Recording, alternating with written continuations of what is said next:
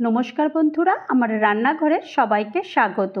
আজ বানিয়েছি সবচেয়ে সহজ পদ্ধতিতে মাখা সন্দেশের রেসিপি। আশা করি তোমাদের এই রেসিপিটা ভালো লাগবে। তো চলো দেরি না করে কিভাবে বানিয়েছি সেটা দেখে নিই। প্রথমেই আমি এখানে 1 কেজি দুধ নিয়ে ছানাটা কেটে নিয়েছি। ছানাটা কিভাবে কাটতে হয় সেটা আমি এই ভিডিওতে দেখাইনি। এর আগে আমি অনেক ভিডিওতে ছানা কাটা কিভাবে হয় সেটা আমি দেখিয়ে দিয়েছি। তো আমি 1 কেজি দুধের ছানা তৈরি করে নিয়েছি, অর্থাৎ এখানে 200 গ্রাম ছানা হয়েছে। আর এখানে আমি হাফ কাপ খেজুরের গুড় নিয়েছি আর 2 টেবিল চামচ আমি চিনি নিয়েছি।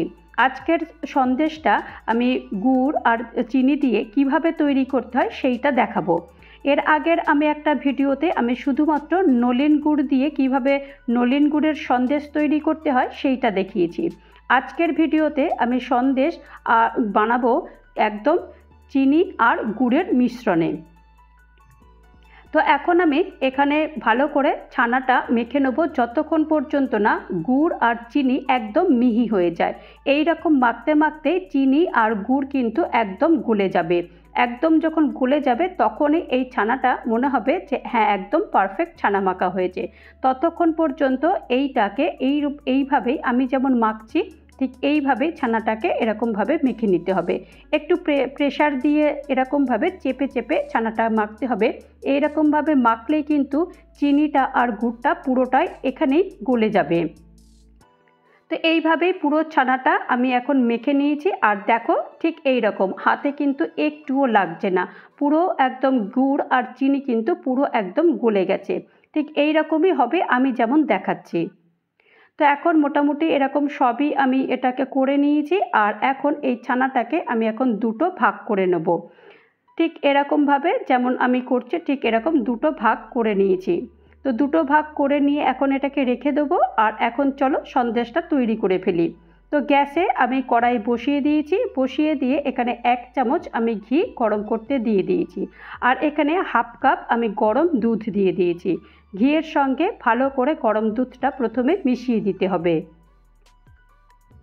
গরম দুধ মিশিয়ে দেওয়ার পরে ওই যে আমি দুটো ভাগ করে রেখেছিলাম সেই দুটো ভাগের মধ্যে একটা ভাগ প্রথমে এইখানে দিয়ে দিতে হবে। দিয়ে দেওয়ার পর তারপরে ভালো করে প্রথমে দুধের মধ্যে ভালো করে এটাকে মিশিয়ে দিতে হবে।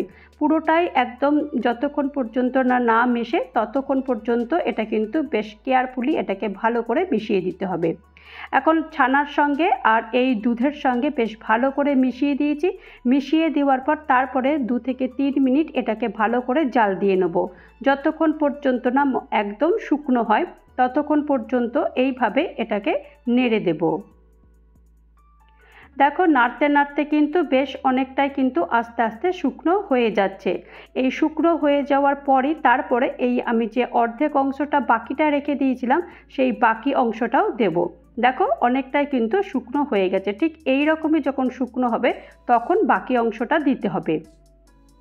তো এখন বাকি অংশটাও পুরোটা দিয়ে দিয়েছি। বাকি অংশটাও এই আগের অংশের সঙ্গে ভালো করে এটাকে মিশিয়ে দিতে হবে। তো এইভাবেই ভালো করে এটাকে মেশাতে হবে। আর খুন্তি দিয়ে বারবার করে এরকম চেপে চেপে এই ছানাগুলোকে এরকম ভালো করে এরকম স্প্রেড করে নিতে হবে। এরই ফাঁকে আমি আবারও হাফ কাপ মতো একটু দুধ দিয়েছি। দুধ দিয়ে আরেকবার ভালো করে এটাকে বেশ ভালো করে এটাকে নাড়তে হবে। আর নাড়ার মাঝখানে মাঝখানে এই যে খুন্তি দিয়ে আমি যে স্প্রেড করে দিচ্ছি এইভাবে এরকমভাবে করে দিতে হবে, যাতে করে যদি সন্দেশের মধ্যে একটুও কিছু লাম্পস থেকে থাকে তো সেটাও একদম মিহি হয়ে যাবে। তো দেখো এরকম করতে করতে কিন্তু সন্দেশটা তৈরি হয়ে যাচ্ছে আর একদম কিন্তু অনেকটাই শুকনো হয়ে যাচ্ছে। এই রকম অবস্থায় আমি 2 টেবিল চামচ আমি নলেন গুড় দিয়েছি। নলেন গুড়টা দিলে বেশ গন্ধটাও দারুণ আসে আর খেতে তো ভীষণই ভালো লাগে। আমি সব শেষে যখন একদম প্রায় সন্দেশটা হয়ে যাবে তখন এই নলেন গুড়টা দিতে হবে। তোমরা যারা চাইবে যে নলেন গুড়টা দিয়েই পুরোটাই যদি করতে চাও তাহলে পুরোটাই নলেন গুড় দিয়ে করতে পারো। এর একটা ভিডিও আমার দেওয়া আছে, ওই ভিডিওটা দেখে তোমরা করে নিতে পারো। আর আজকে এই রকমভাবে আমি সন্দেশটা তৈরি করছি, এর থেকে সহজ পদ্ধতিতে আর হয় না। তো এটাই সবচাইতে মাখা সন্দেশ তৈরি করার সবচাইতে সহজ পদ্ধতি। তো এই সন্দেশটা কেমন হয়েছে একবার দেখে দিচ্ছি। দেখো এটা ভীষণ গরম, হাত দেওয়া যাচ্ছে না, তো তবু একবার তোমাদেরকে দেখিয়ে দিচ্ছি যে কেমন হয়েছে। তো এখন ওটা একটু ঠান্ডা করে নিয়েছি, ঠান্ডা করে নেওয়ার পর তারপরে একটা বোলের মধ্যে আমি এটাকে ঢেলে দিচ্ছি। এটাকে আমি এখন একটু সেট করে দিচ্ছি, সেট করে দিলে একটু দেখতে ভালো লাগে, সেই জন্য আমি একটু এরকম স্পুন দিয়ে বেশ ভালো করে এটা চেপে চেপে সেট করে দিচ্ছি। কিছু সাজাবার জন্য আমি কাজু আর কিশমিশ নিয়েছি, এটা পুরোটাই অপশনাল, তোমাদের যদি ভালো লাগে তাহলে কাজু কিশমিশ দিও, আর আদারওয়াইজ দেওয়ার কোনো দরকার নেই। তো এখন এইভাবেই এটাকে সেট করে রেখে দেব এই 5 থেকে 10 মিনিটের জন্য। তো 5 থেকে 10 মিনিট আমি এই রকমভাবেই রেখে দিয়েছিলাম এবং রুম টেম্পারেচারেই রেখে দিয়েছিলাম, আমি কিন্তু ফ্রিজে রাখিনি। আর এখন তোমাদের একটু কেটে দেখাচ্ছি, দেখো তোমরাই দেখো কতটা সুন্দর হয়েছে, আর রঙটাও দেখো একদম কিন্তু দোকানের মতোই সুন্দর হয়েছে রঙটা, আর দেখতে যেমন তার চাইতেও খেতে অসাধারণ হয়। তো তোমরা দেখলে কতটা সহজ পদ্ধতিতে আজকে তোমাদের এই মাখা সন্দেশের রেসিপিটা তোমাদের কাছে শেয়ার করলাম। আশা করি তোমাদের এই রেসিপিটা ভীষণ ভালো লেগেছে।